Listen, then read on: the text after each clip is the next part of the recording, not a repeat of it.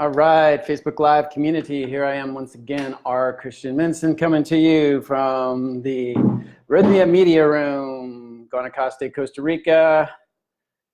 Sunny, warm. It is the warm season. We've come out of the rainy season, and it just gets warmer around here. So welcome. If you're joining on the recording, know that for the first 4 minutes or so, we're just saying hellos and getting online people to start on here. So skipped about 4 minutes if you're on the recording, and you can get to the content. Meanwhile, I'm saying hi to Gord, hi to Tina. Tina, I think you are one of my most loyal watchers here, so thanks for joining on. 14 others that I don't know who, go ahead and type in the box, let me know there. Hey, Tina saying hello and welcome. Welcome to everyone. If you're just joining on, type in where you're from. If you want to say anything about yourself or say anything about why you're on, or if there's anything about this topic you want to hear about, of course, as we're going on, you can ask questions in the chat box. You can give me little thumbs ups or little hearts or little angry faces or what have you to let me know that that you're either agreeing or disagreeing with what I'm saying. Amy Sunshine, thanks for all the love. Flow, excellent, beautiful. Thank you, Amy, and welcome. Wayne, hi, Wayne. Gord, looking forward to the chats today, my man. Excellent, I'm looking forward to it too. Glad to have you on. Lee, you're gonna be seeing me on Sunday, excellent. So definitely introduce yourself. Celeste, Hearts and Rainbows, back to you too. I know you're in cold territory, so hopefully this Facebook Live will bring some warmth. So welcome again, everybody. We're just giving it a couple of more, probably about 30 seconds before I just choose to begin. Oh, there we go. Danny, hi from Puerto Rico, bueno. Suzanne from California. Jordan from Michigan. You'll be here tomorrow, excellent. So you and who else said they're going to be here? Lee, introduce yourselves when you come in. Make sure you tell me, remind me that you're on the Facebook Lives. Padmini, hello from Winthrop Hospital. Are you, hopefully you're not in the hospital, meaning that you're sick or something else. Tina is coming to Costa Rica next Monday to Rythmia, excellent, and to Rythmia in March 10th. That's when Maiku and Engel are coming, right, Tina?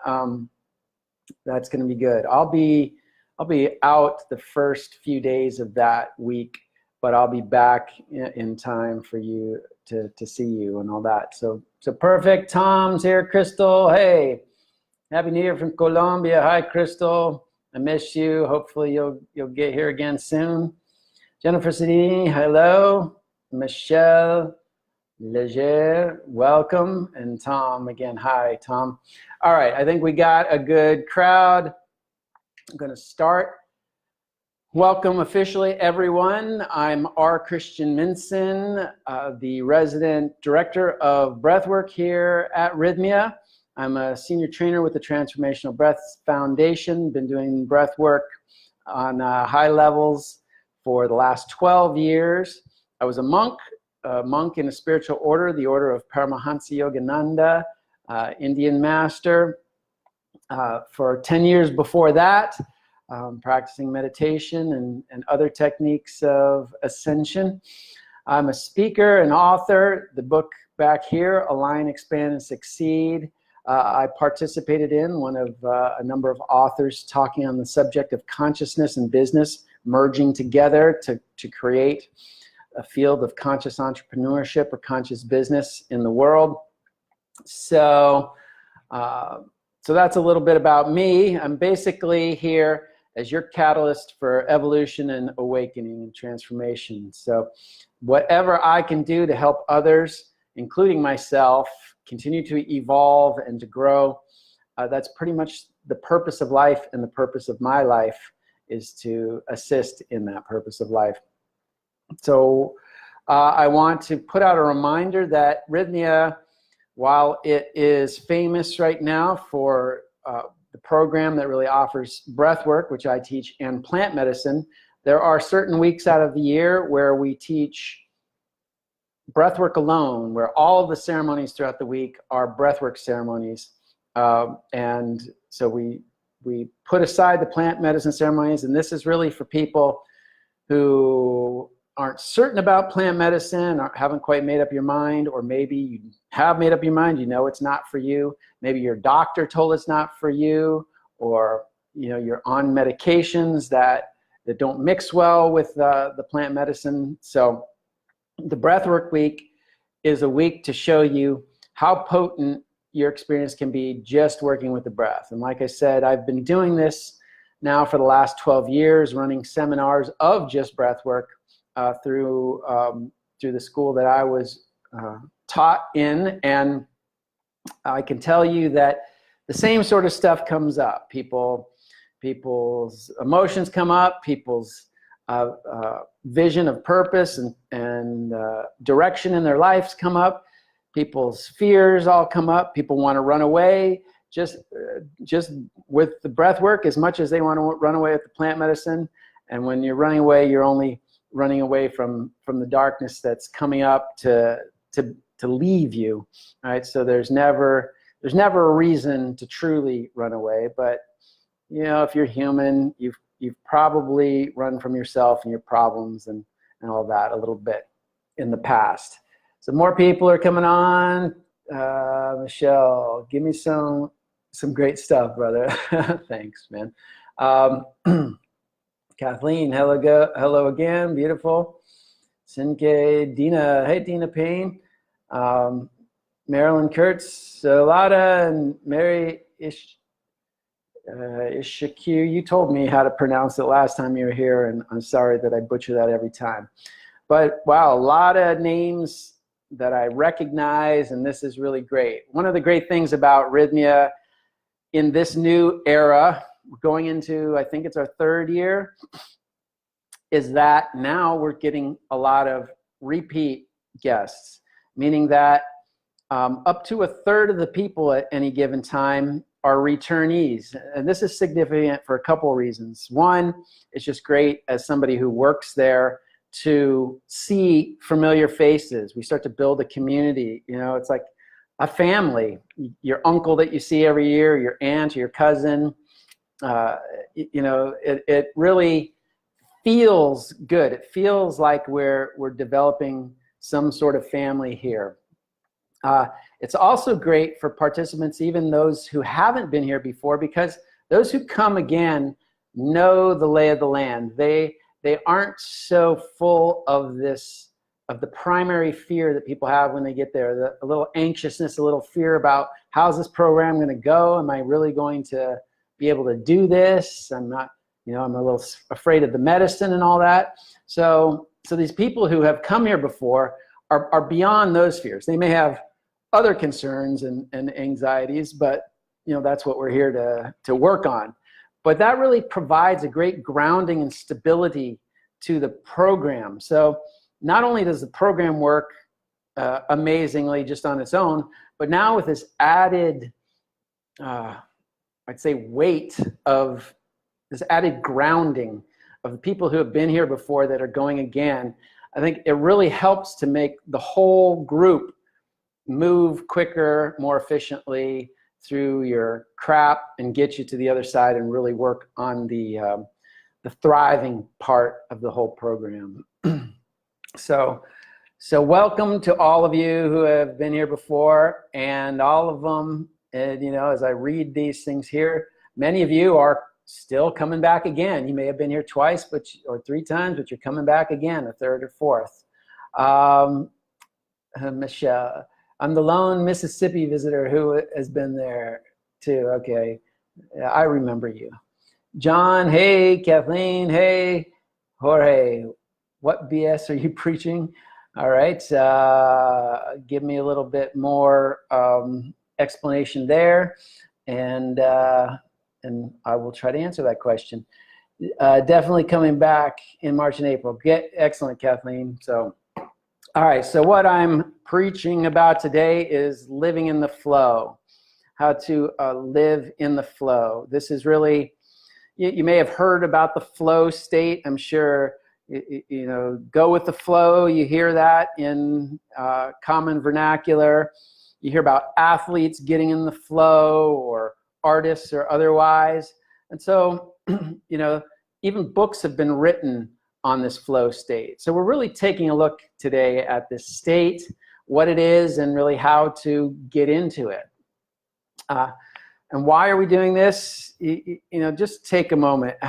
I'm sure if I ask you a question as a group, have you ever felt, you know, stonewalled in life? Have you ever felt like life was difficult, like there were challenges, that unsurmountable challenges, and just felt like you're spinning your wheels, that your mind is going, and there doesn't seem to be any solution to it? You know, if you've ever had any of these feelings, then this subject is really for you. And I would ask that: would you, with those states, would you prefer life to flow more smoothly? Would you like a little more ease and grace in your life? Would you like a little less hardship and such? And again, if the answer is yes to all that, then this is an important topic for you. Mary, changing my name, Christian. Mary Brewer, easier to, yeah, excellent. Well, I hope that wasn't just because I can't pronounce your other last name, but good for you, and more power to you. Sarah Beth Duncan, where are y'all located? We're located in Costa Rica, Guanacaste province, which is the western side. It is, closest town is called Tamarindo. We're on the coast, basically, so we're very close to the beaches here, the Pacific side of Costa Rica, and the North Pacific side of the country. And see you on 112. Excellent, Sengay. Will be great to see you again. So, all right. So, what does it mean to live in the flow? You know, one of the most important things I want to mention is that when we're living in the flow, we've got to realize it's not like a fix-all of all our problems, right? That when we live in the flow, that we don't have problems and challenges, that life is just smooth sailing, life is happily ever after. I've done a Facebook Live called the Happily Ever After Syndrome, which I think talks about that a little bit. But you know, it's not that life just becomes easy and breezy. But when we live in the flow, we're still going to have challenges. We're still going to have difficulties. But it's really the difference between those challenges and difficulties, you know, feeling like we've hit a stone wall, or that they really tax our emotional field with, you know, where our emotions are really drained, and we feel hopeless, or, you know, get into these negative states. We still have these challenges. We still have these difficulties, but how we meet them is more with a fluidity, with a sense of, yes, I have this challenge, but let's figure out how to meet that challenge, how to do it while I remain calm, while I'm remaining in a relatively happy state. I have a philosophy of the flow. You know, my company is called Breath Flow, my independent company, Breath Flow Wellness, basically. And that's because I feel like, you know, there's multiple dimensions to that. That flow is the natural state of our being, and that our breath has really a significant role to play in all that, which we'll talk about. But when I talk about the flow, I really, you know, this is my concept of the universal energy of life. I call it the flow. You know, if you're a big Star Wars fan, if you've ever seen Star Wars, you may have, you know, heard Obi-Wan Kenobi and Luke Skywalker and all them talk about the Force. The force being this all binding energy that permeates the universe. Well, this is more or less how I characterize it, but as the flow.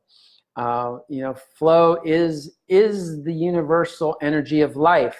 And you think about it, what really defines life?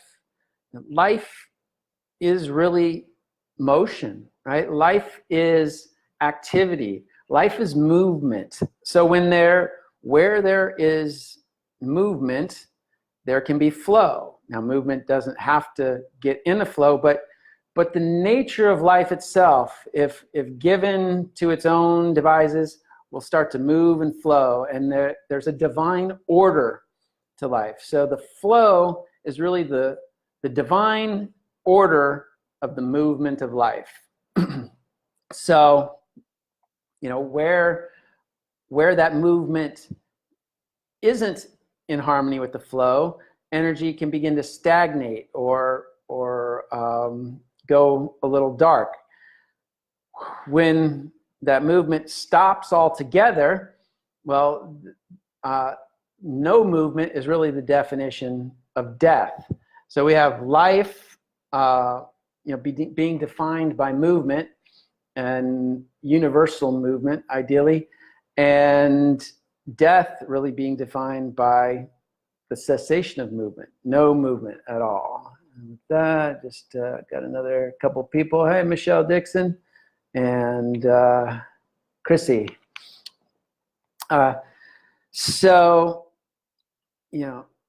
Life, flow, movement is life. Flow is the divine order to life, and stillness, is death. Now there is, I mentioned that I was a monk in the beginning, and in our meditation practices, we actually practice getting into divine stillness. And so when you're really consciously working on stillness, you can actually transcend the movement of life. And that's really, if we're really getting down to the nitty-gritty there, then we're talking about physical life, the life of physical reality as we know it. When we transcend that, we can come to a still point place where we unite or become one with God, or the creator of all this, beyond the bubble or the universal bubble of life that is in movement. But otherwise, pretty much we're caught up on a day-to-day basis in this physical reality, and we are constantly navigating this movement. And to navigate it astutely, to navigate it well, that makes us feel good and keeps us in harmony with our universe, is to navigate it with a sense of flow. Another important concept here then is, I've said this before in many Facebook Lives, but I really subscribe to a holographic nature of the universe, which means that, let's see if I got something to, let's just say, like you've got a painting of a cell phone, right? If you were to smash that painting and then it was into 5 pieces, now this one painting of this cell phone was in 5 pieces. Well, a normal painting, then each piece would be a portion of that cell phone, right? You might see the upper corner in one piece, you might see the upper right corner or left corner in the other piece, see the middle part, see these other corners. Each piece would be a piece of the image of that cell phone. But when we're talking holographically, what happens with a hologram is that if you were to break, we've got a holographic image of the phone, you break that into 5 pieces. Each piece then contains the entire image of the phone, right? So instead of having 5 pieces of one phone, now you've got 5 pieces which represent 5 whole phones. And again, the phone, nothing holy about the phone, is just the example of the image that I'm talking about. So what this is really describing is that in life itself, in the natural universe, that the the parts contain the whole. And where this really is important is within ourselves, that we as individualized beings of spirit, individualized beings with consciousness of the Creator, we contain the entirety of the wisdom, the knowledge, the compassion, all that of the whole, of the Creator itself. So each of us, as a piece of creation, actually contains holographically all of the information of creation. And this really it becomes important when we talk about the flow and how to get into it, because our breath is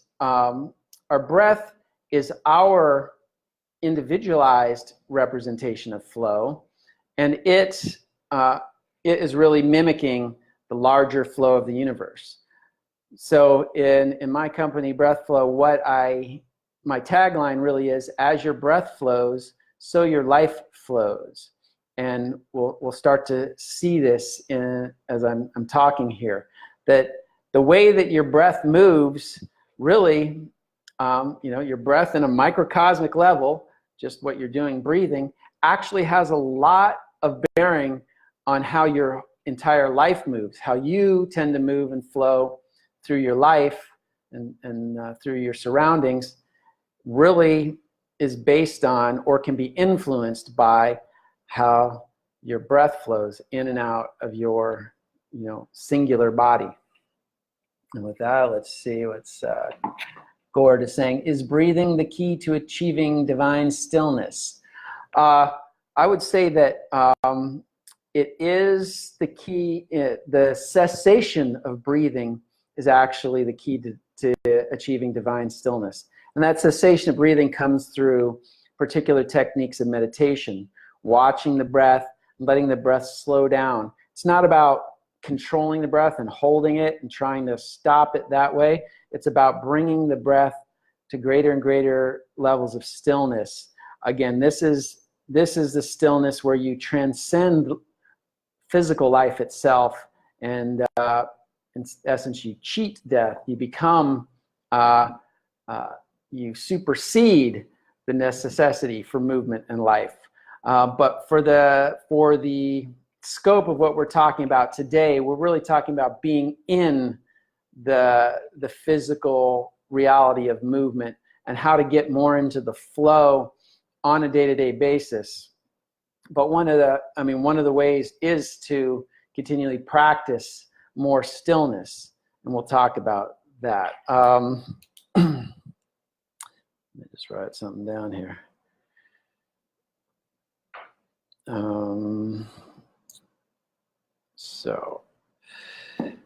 All right. So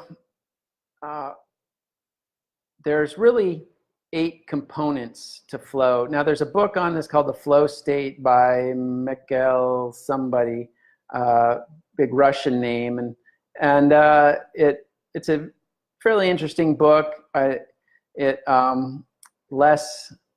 say less spiritual than I expected it to be, but it's got some good points. And one of the points that it makes is that it said there's really 8 components to flow, to really getting into a flow state. And one, is to have clarity on your goals and on your purpose. Now, some of these things weren't intuitive to me when I was reading them, but I think as I got deeper into this, it really helped me see how when we're clear on where we're going, when we're clear on the purpose of what we're doing, we can more easily get into the flow state. So this is the purpose of these 8 points, is really to see where, if you want to get into the flow, it's good to have clarity and purpose to whatever your actions are. If you're not clear to what you're doing, your boss tells you to do something at work and you don't necessarily agree with it, you don't know the reasons why, you don't understand what's going on, it's very hard to get in the flow of doing that because you don't have this clarity. You don't have a sense of what purpose you're serving. When you have clarity and purpose, your mind starts to become focused, and you can start to move in that direction, and things start to flow. Padmini, what's your plugin again? What do you mean by that? What is my plugin? And Gord, need to hear more about stillness. All right, we'll see if we can talk about that a little bit. The heart is a toroidal flow, and that has many layers that when pumped with this flow creates toroidal motion. Yeah, so Jill's talking about is a toroid or a torus is like a little energy donut.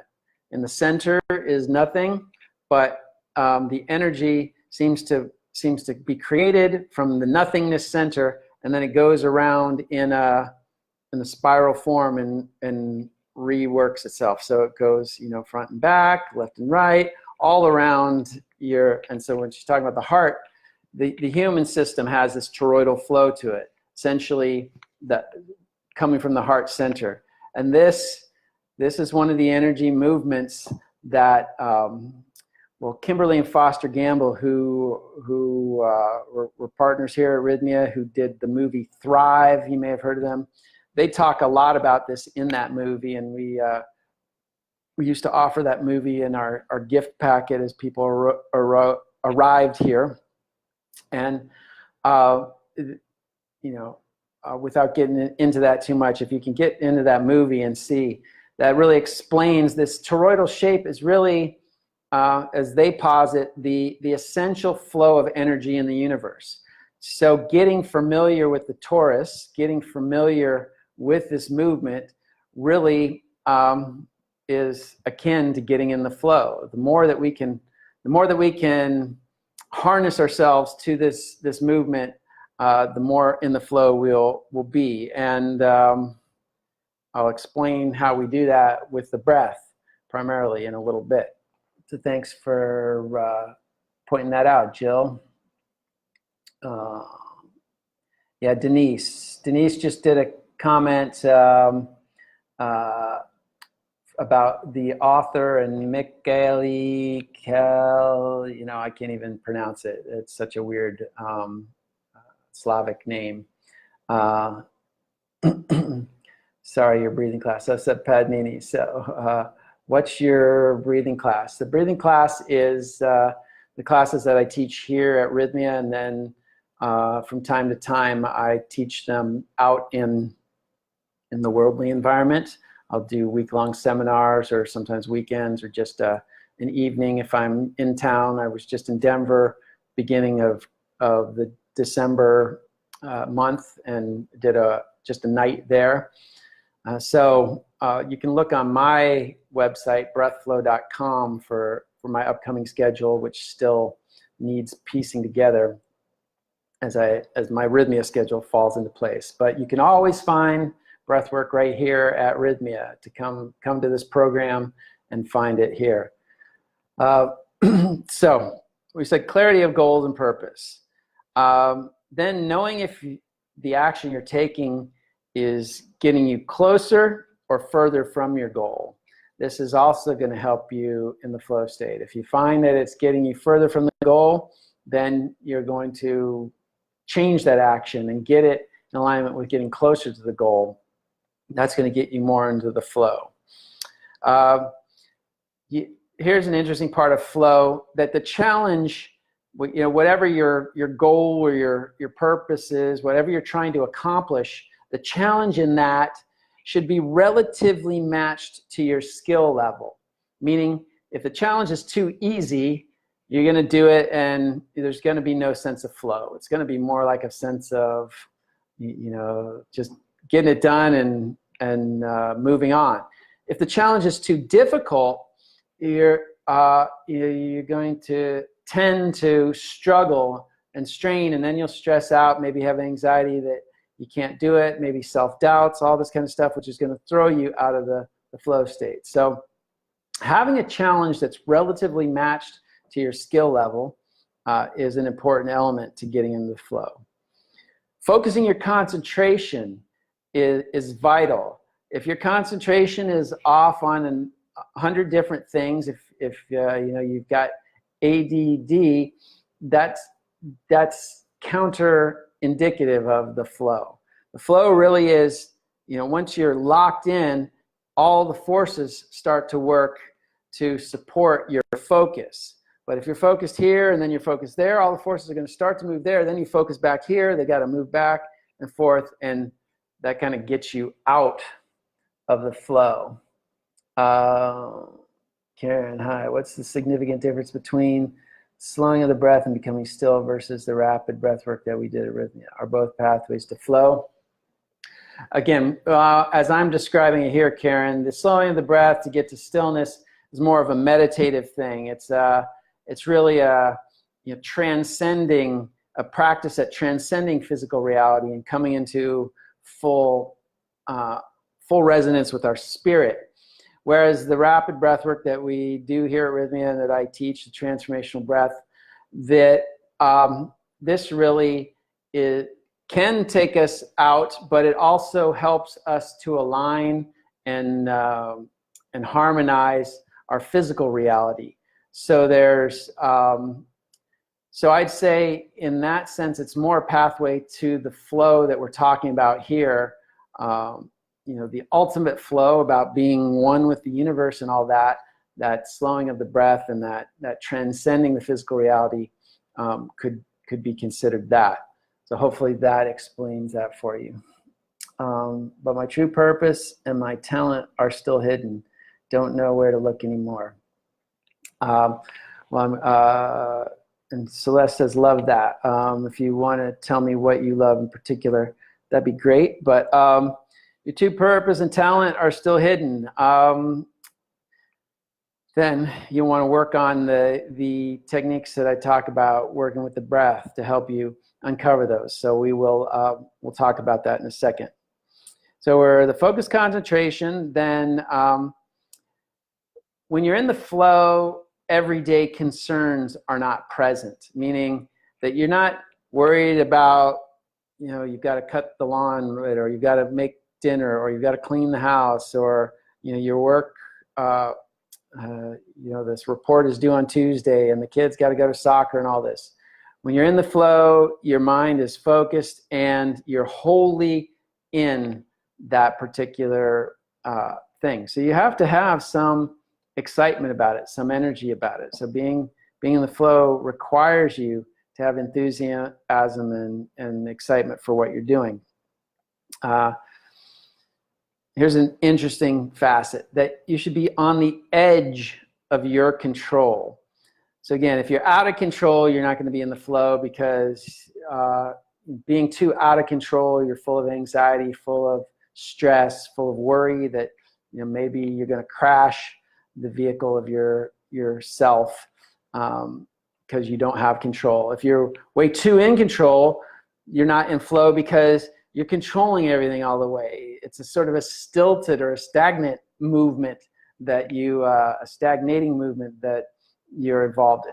So riding that fine edge of control really is where the flow arises, that razor's edge. So I think that's a pretty cool concept.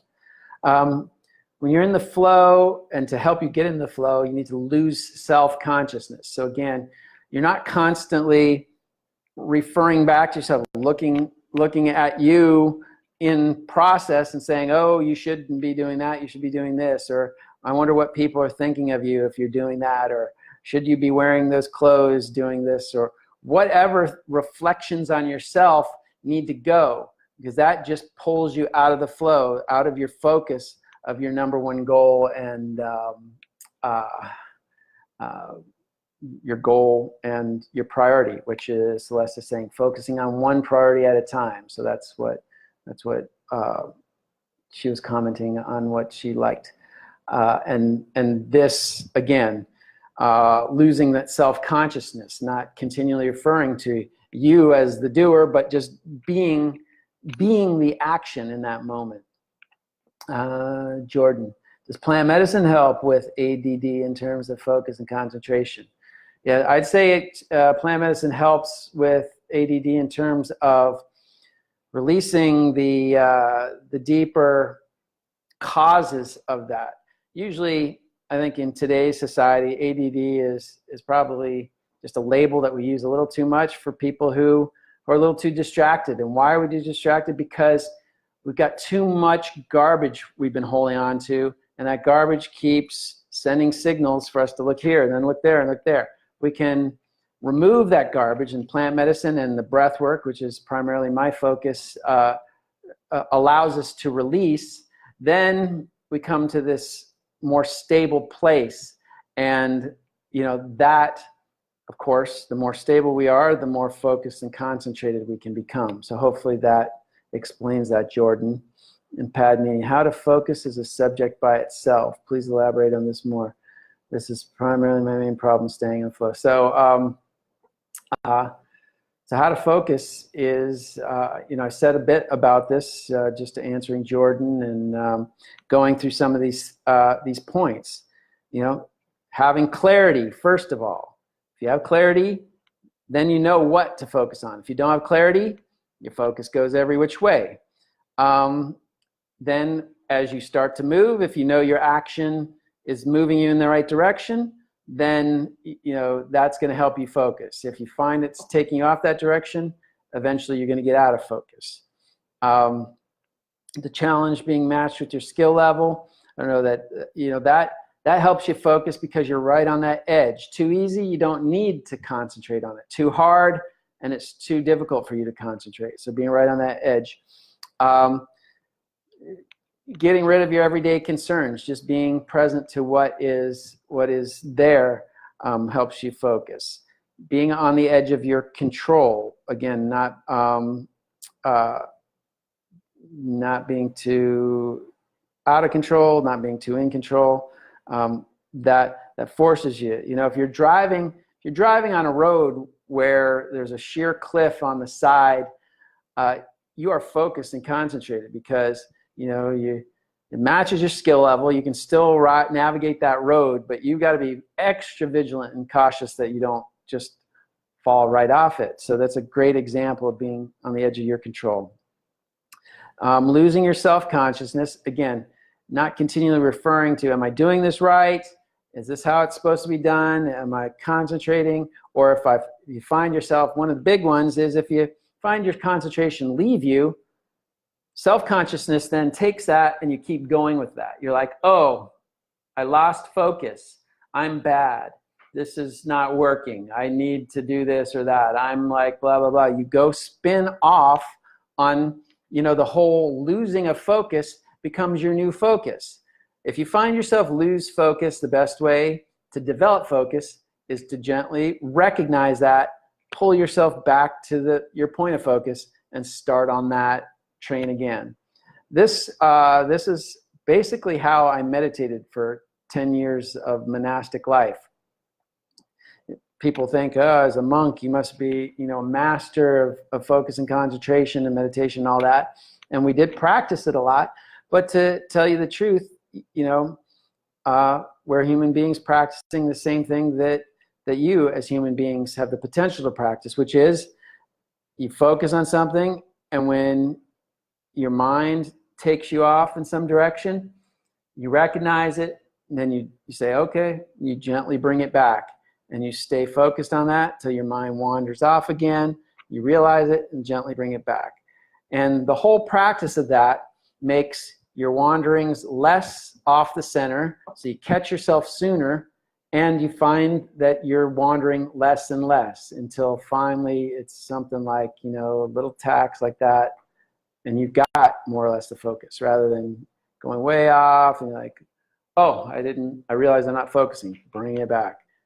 Then to, oh, way off, oh, I realized I'm not focusing, bring it back. So we're getting in there, you start to get in, oh, I realize it, and it's a long time before another tack up, but oh, I realize it, bring it back. This is the practice, and really not beating yourself up about it. That's a huge part of it. Is trauma and ADHD linked? Jennifer, I can't answer that in any kind of medical way. I believe that trauma is a foundation to many of our conditions ADHD, anxiety, stress, chronic fears, inability to focus, all this kind of stuff. I think that our held trauma is really a lot at the root of many of our psychological and even physical problems. Chronic pain, chronic shoulder pain, chronic back pain, chronic asthma, you name it. If we can first address the trauma and the emotional component, a lot of these things, a lot of these conditions, mental or physical, are often symptoms of stagnant or backed up energy. In other words, energy that isn't allowed to flow. So in this whole topic of flow, when we're holding on to trauma, we are stopping the natural flow of life. All right, so we want to release that trauma so life can then again flow within us. And that ideal flow is that toroidal shape we were talking about earlier. John, awesome stuff. I've been focusing on mindfulness lately, which has helped me to better understand and control my emotions. Excellent. Thanks for that comment, John.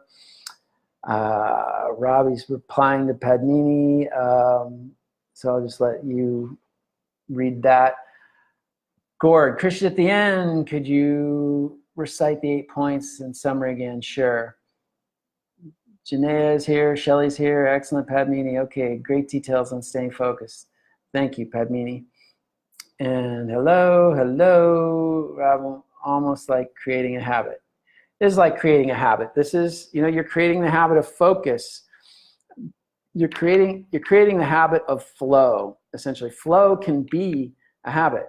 When we're always or almost always in the flow state, we could say we've created the habit of flow.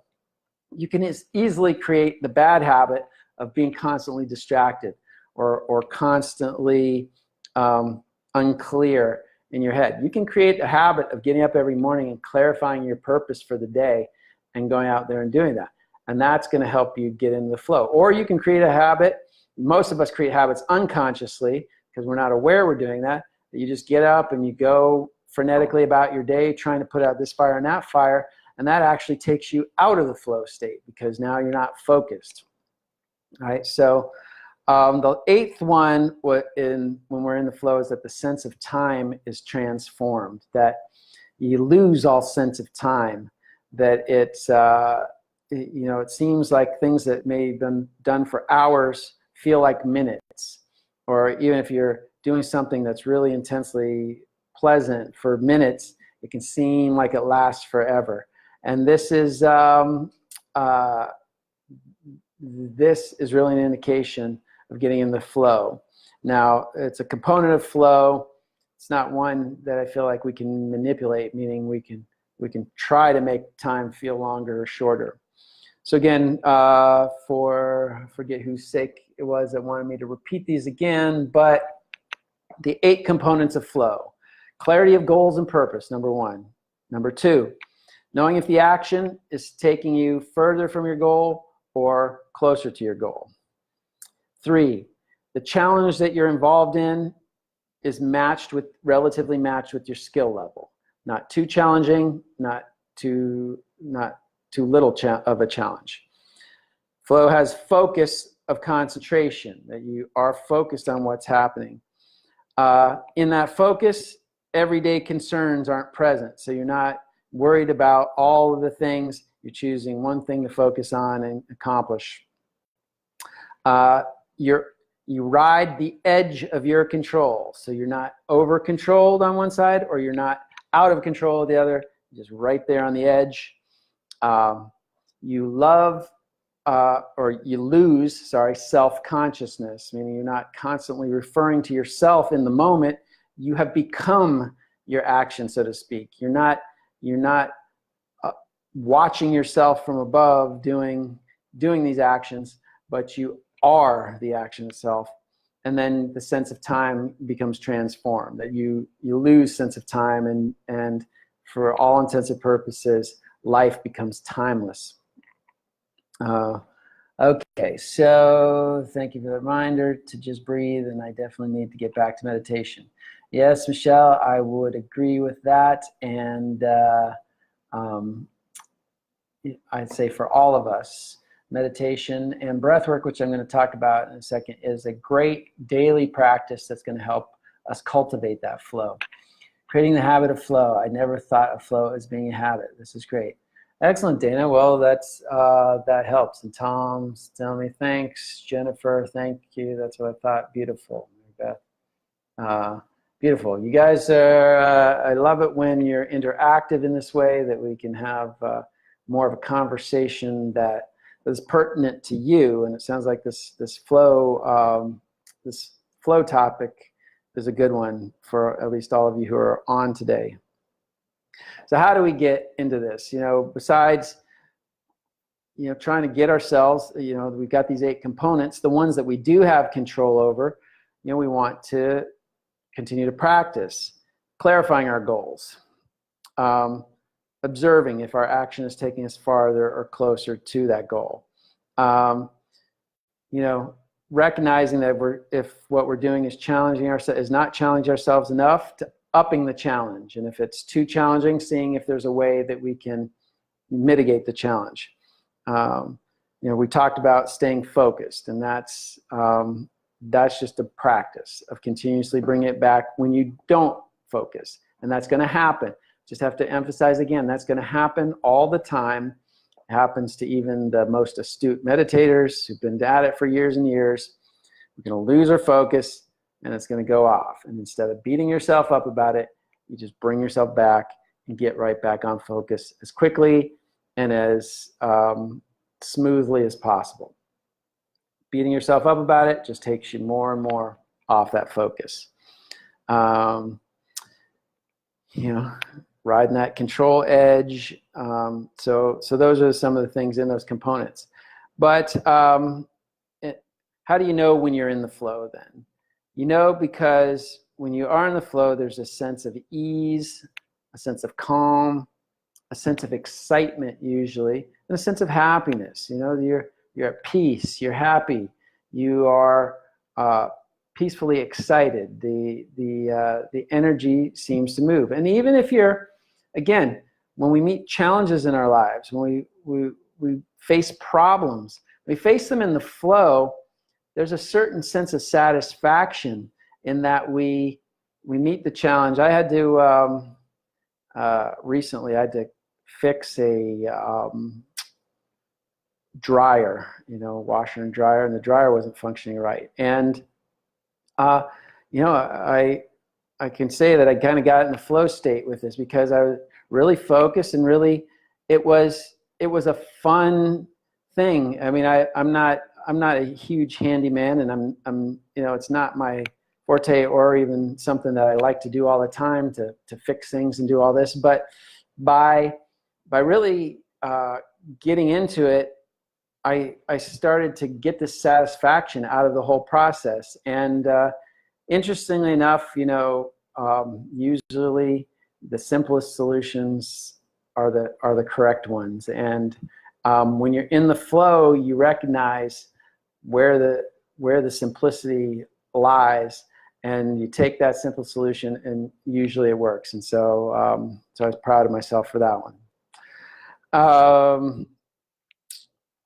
So to get in the flow, let's a bunch more comments. Here in the habit of flow, Jane. I just started daily breath work practice for the new year. Beautiful, Jane. That's going to take you a long ways, because that's exactly what we're about to talk about. Not beating myself up about losing focus or being upset with my mistakes has been a huge in all aspects of getting better. Thank you for your consistent sharing and relating experiences. Love it with all my soul. Cheers, guys. Beautiful, Robbie. And more power to you. This is really, we beat ourselves up because others try to beat us up basically so that they can feel better about their shortcomings. And then we take that on and we start to believe it, and it's just not good for anybody. So if you can stop beating yourself up, even those that try to beat you up, start to see that it's not working, and there forces them to put their searchlights back on themselves, which is ultimately good for everyone. So by not beating yourself up, you're really not only helping yourself, but you're helping your whole environment. Mary says, yes. Thanks, Mary. John Harden, thank you for providing this forum. Beautiful. Thanks. Happy to oblige. Maura, thank you, Christian. I feel like I'm still an egg and look forward to hatch. Well, it's a great state to be in. If you are an egg, you know, in a sense, that is the primal gestation phase, right? I mean, there's so much possibility if you're still the egg. You have within yourself the capacity to start with the hatch in the right direction. Most of us hatch and we go crazy in the wrong direction, and it's years before we realize that we've taken a wrong turn, and we've got to, you know, now backtrack for years on end. So as that egg, so to speak, let yourself you know, develop good habits that will take you forward as soon as you do hatch, so to speak. Can you write a post of the 8 principles? If I get to it, I will, Mary. Otherwise, I'm going to challenge you to revert back to this. You know, it's probably in the second half. So, you know, after the 30-minute mark, you can actually find me talking about this once this goes up. But if I get a chance right after, I will.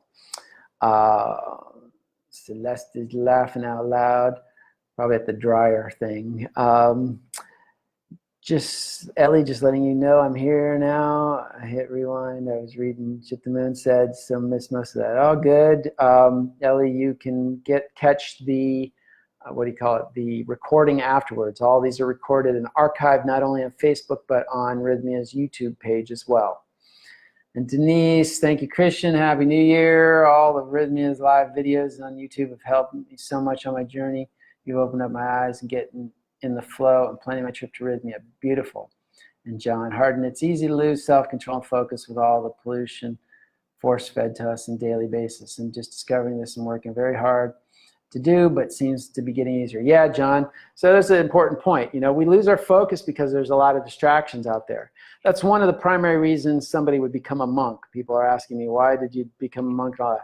Being a monk is like sometimes like putting blinders on. Now, a lot of people get defensive about that and says, oh, I don't want to limit my experience and all that. But as John's pointing out, what we're putting blinders on to is garbage. There's so much garbage out there that's taking you this way, taking you that way, you know, that you don't need in your life, but they're trying to tell you you do. If you just put those blinders on and let yourself not be distracted. So this is this leads us to how do we do this? How do we and part of the flow, this was in the book, is to spend alone time. Alone time. So that's really devoid of other distractions, being by yourself. And the ultimate alone time is practicing meditation or breathing techniques. But you might be alone and reading a book, or alone and walking through the woods, or, you know, alone and playing an instrument or something. But to be alone, my spiritual master, Paramahansa Yogananda, used to say, seclusion is the price of greatness. Right? Seclusion is the price of greatness, meaning that if you truly want to be great, if you truly want to develop your talents and all that, you have to remove yourself from the frenetic energy of life and cultivate yourself, cultivate your inner divinity. So then you can go plug back into the freneticness of life and not get pulled away. You can be like a pillar of strength, an anchor, while all of the winds of life and craziness are buffeting around you. Rather than, if you don't spend that time cultivating that self, you walk out into those winds and they blow you away. And you then become one of the billions of the masses out there who are lost and struggling for a handhold on this experience called life.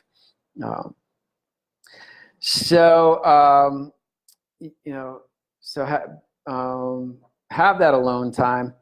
And really, so the fundamental, I'm getting a lot of comments, so this is great. Awareness is everything. They call it awake for a reason. Keep your eye on the prize. Beautiful. And I'll be coming there in the summer. Great, Ellie. Robbie, holy, you're getting put to work here. It really shows your integrity. Thanks, Robbie. I appreciate that. Gordbert, distortions. Yeah, those distortions are the things that, the things that are really trying to distract us. And there's so much out there that isn't relevant. So much. And so that alone time is really vital. And then alone time that's really practice in meditation, or as I like to bring the focus back to ultimately, is breath work, right? That this process of breathing that we teach here at Rythmia, this process of breathing that I teach in these in my breathwork practice, in individual sessions that I can do over Skype and otherwise, this is really the practice of finding ourselves alone, removing ourselves from distraction, and working with the distraction, the garbage that we're holding on to ourselves. So first we got to remove ourselves from the external distraction, then we work on cleansing ourselves from the internal distraction. And to me, that's really the essence of the Rythmia program, that we're learning to cleanse ourselves of the internal distractions, meaning all of the trauma, all of the repressed emotions, the suppressions, the garbage that we haven't wanted to face or we've been avoiding all these years. Finally, we bring that all to the surface. You can do it by coming to Rythmia. You can do it by practicing breath work with me, or even on your own. I'm not going to go into any specific breathwork techniques today because you can find those on some of my other Facebook Lives. And of course, you can find them if you want to contact and communicate with me later. The important part is that you do this every day, however, that it really becomes a daily practice. We were talking about creating habits earlier. We're really looking to create the habit of flow. And the habits aren't formed. Habits are like exercise. You exercise one day and then you wait 3 weeks to exercise again. You don't get a lot of value out of that, do you? I mean, you don't get in very good shape by sporadically exercising. But if you exercise every single day, it's just a short period of time, you start to feel healthier, stronger, more resilient. And that's the same thing with practicing these habits of flow, to practice the habit of breath work. So Kathleen, or John saying, how long should you do breath work? And I'm going to say, in the beginning, you could do it for just 5 minutes a day, and then work up to 10 or 15 minutes. And beyond that, I would recommend that you get the help of a professional like myself before going on to longer stints of breath work, not because it's inherently dangerous, but because it's so powerful that it can bring up stuff that you're not necessarily ready to deal with on your own, that you don't realize what to do with it. And it's nothing that's, it's nothing that's dangerous. It just can be scary sometimes. And so having somebody navigate those waters for you is best. Kathleen, my cousin committed suicide on New Year's Eve.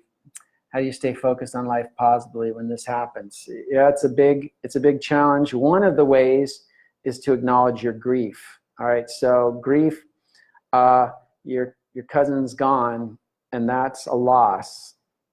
Our natural response to loss is grief. Society's natural response to grief is to suppress it, to not let you feel it, to tell you to move on with your life, to tell you not to notice it or concern yourself with it. And that's what, then you've got all this grief underneath you, and all of a sudden that energy keeps coming up and distracts you from your focus. You can't focus. You can't really perform in life. So part of keeping focused on the positivity of life is to acknowledge your grief, to let yourself feel it. And that may be for a week, that may be for a month, that may be for 6 months or even a year. I say beyond a year, if you still haven't wrapped up that grief in the course of a year, then I'd start seeking professional help. You might even seek professional help even in helping you to express that grief. That's something that I can do as a breath worker is, we use the breath is great because it helps you acknowledge your feelings, it helps you feel your feelings, and it also helps process them quicker, more efficiently, and less painfully. So again, it's this idea of letting your grief be there, but not letting it consume you, and then you just become, perpetually in grief or a jaded type of person at that point. So hopefully that helps, Kathleen, and my heart goes out to you and your whole family for that.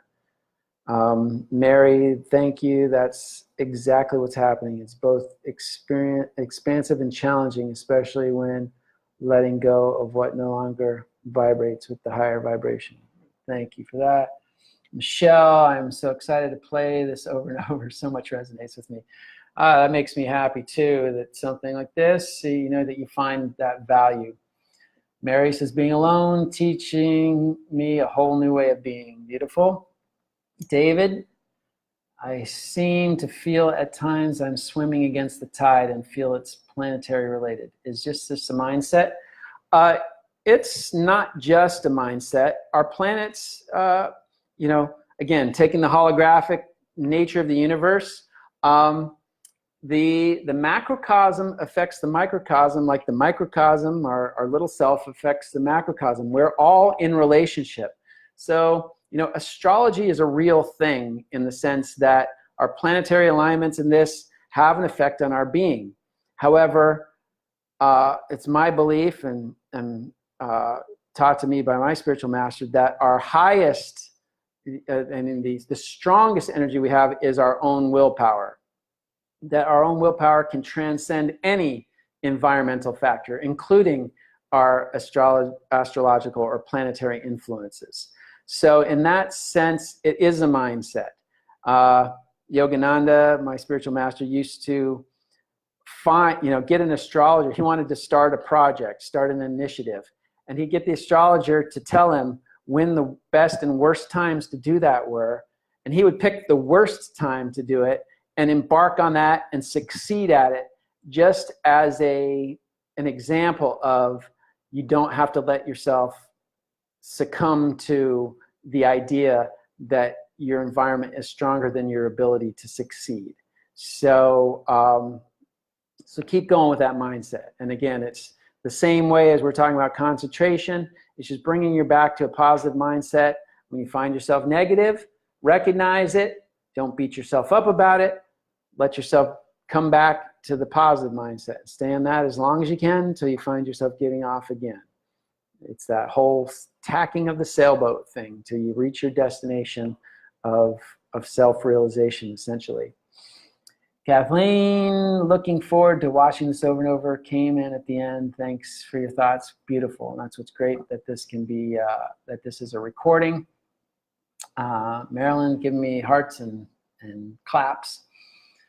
Padmini, can you have the same experience with breathing that you get with plant medicine if you didn't have plant medicine a year? If you didn't have plant medicine a year? I'm not sure what that means, but the answer is yes.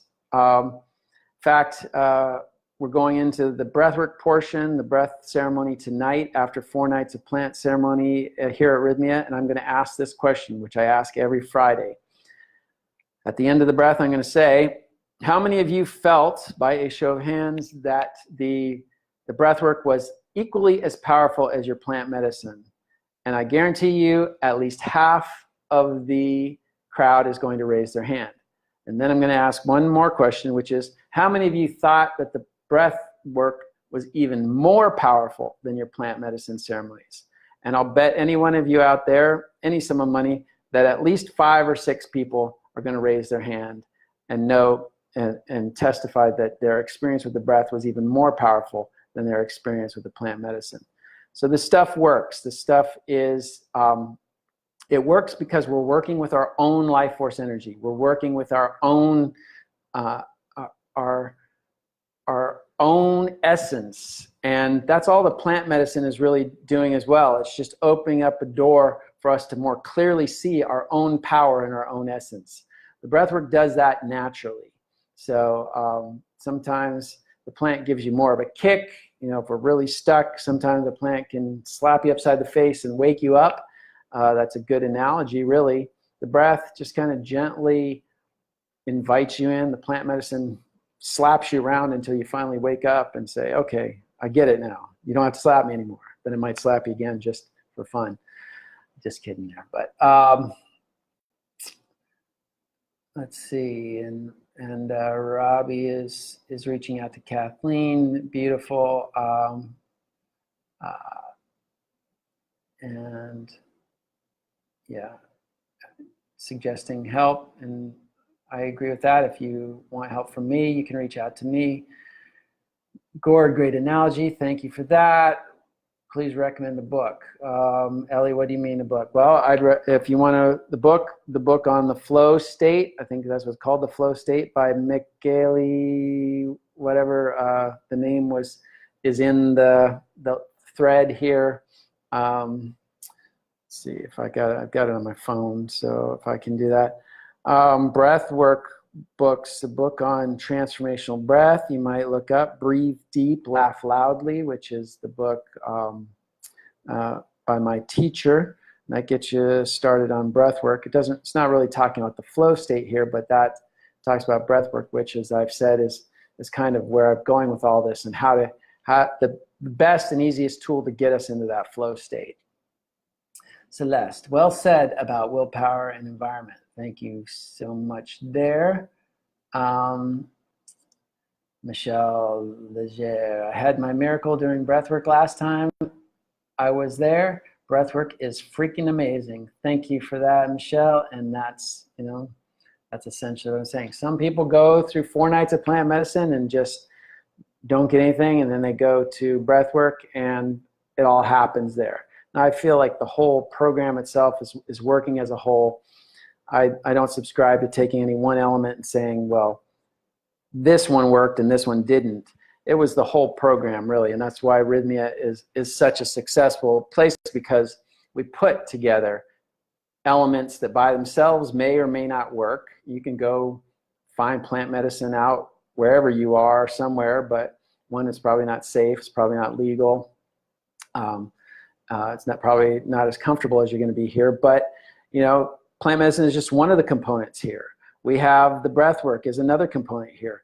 The classes and the wisdom that we have here, and the connection, the ability to talk with people and to feel the human element and be counseled and go through an integration process after each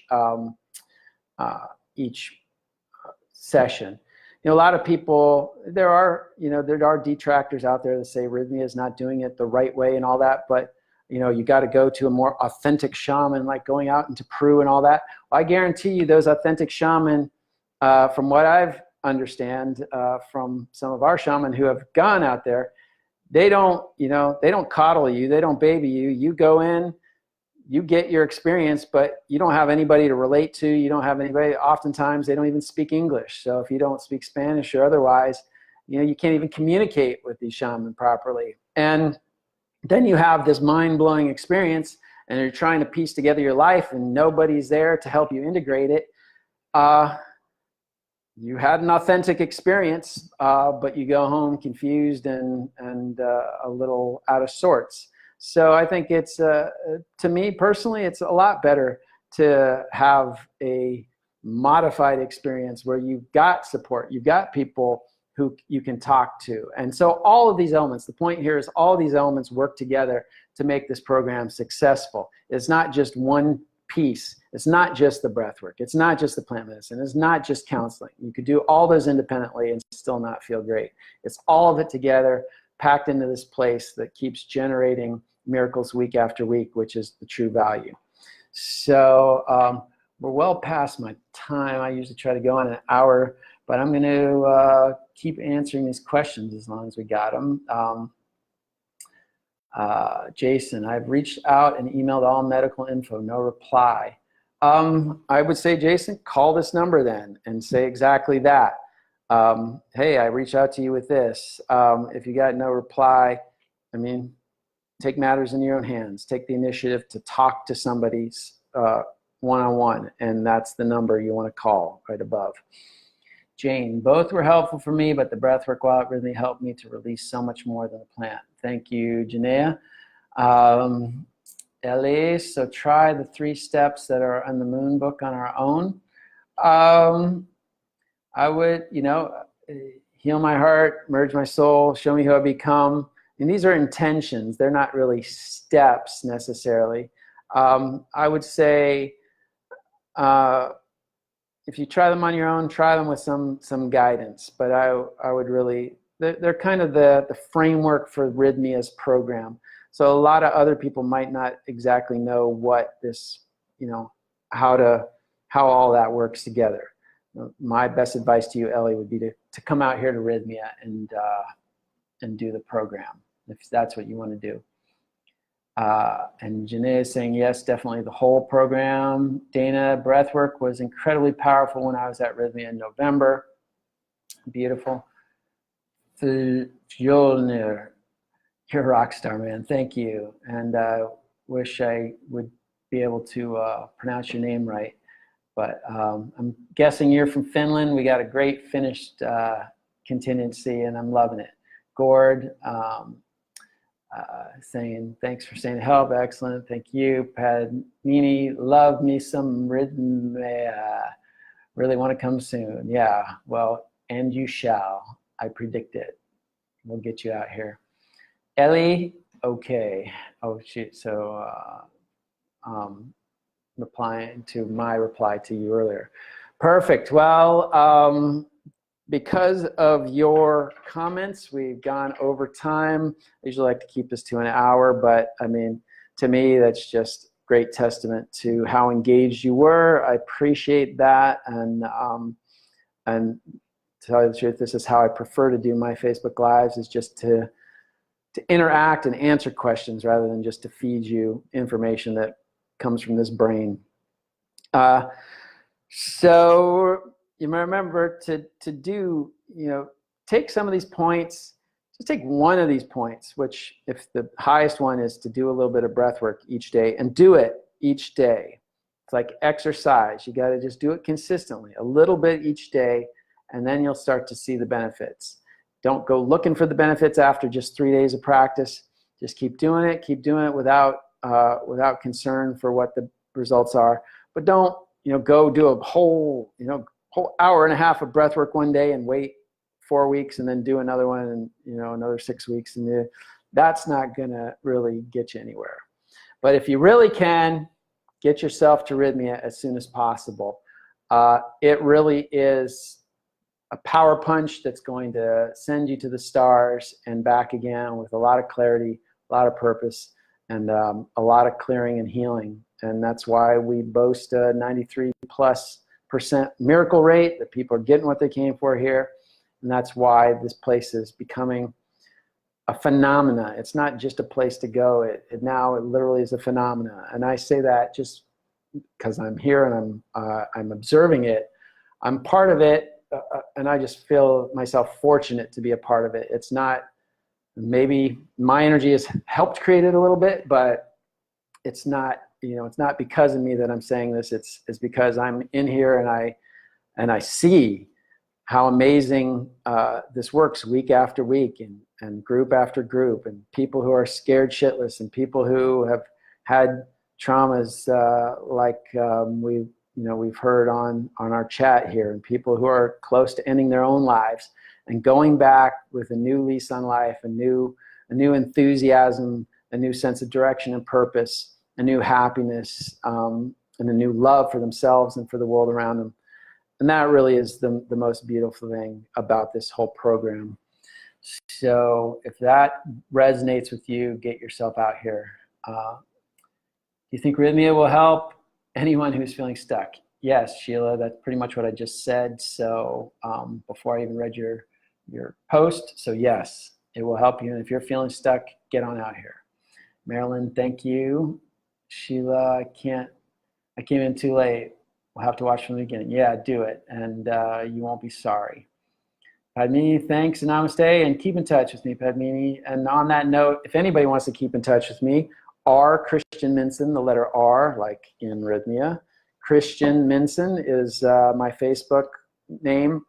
But you've got to send a message that says, where you saw me, why you want to be friends. If you don't send me a message, if you just friend me without any message, I'm not going to get to accepting that friend thing. I've got too too many things going on. So I need to know our connection, and so please do that, and I'd be happy to stay connected. And if you want to employ my services, or you want to know more about Rythmia, we can talk there. Sheila, I want to come. I'm waiting for the money to become available. Good. We'll put a little bit away each week, each month, and you'll find it's available before you know it. Don't wait too long as well, because prices are going up, and it's one of the realities of being a business, is that we have to operate at a profit and not a loss. And as amazing as Rythmia is, it takes a heck of a lot of resources to run this every month. Just shy of $1 million a month it takes just to keep this place in operation. So you got to know that we're not charging money to gouge anybody or to take it all away, but to make this actually operate and sustain for the long term in the future. So I want to come. I'm waiting for Denise says, or to the moon. I got mine, Mary Beth. Hearts. Sarah Sinclair just joined. Sarah, you joined right at the end. So it's great to see you on there in Ottawa, right? That's where I believe you're at. And thank you all. The last thing I just want to say is, what if you were to practice some of these principles every day? And can you imagine your life being more fluid, more in the flow, and what that would just mean to your overall levels of happiness and peace and comfort in this world? Not that you're not going to be challenged, and you should be challenged, because that's how we grow and we continue. But to be challenged and still be happy, to be, to overcome obstacles and still be at peace and still have a love for life in general. This is really the goal. This is my challenge to you, and this is what you can find by starting to dive deeper into the practice of breath work, and of course coming to Rythmia as soon as you can get here. So with that, R. Christian Minson signing off. Namaste. And Sarah just wanted to say hi, and Stacy, I've been with this medicine before and I love to come. And so you shall. Again, namaste. We'll see you next week.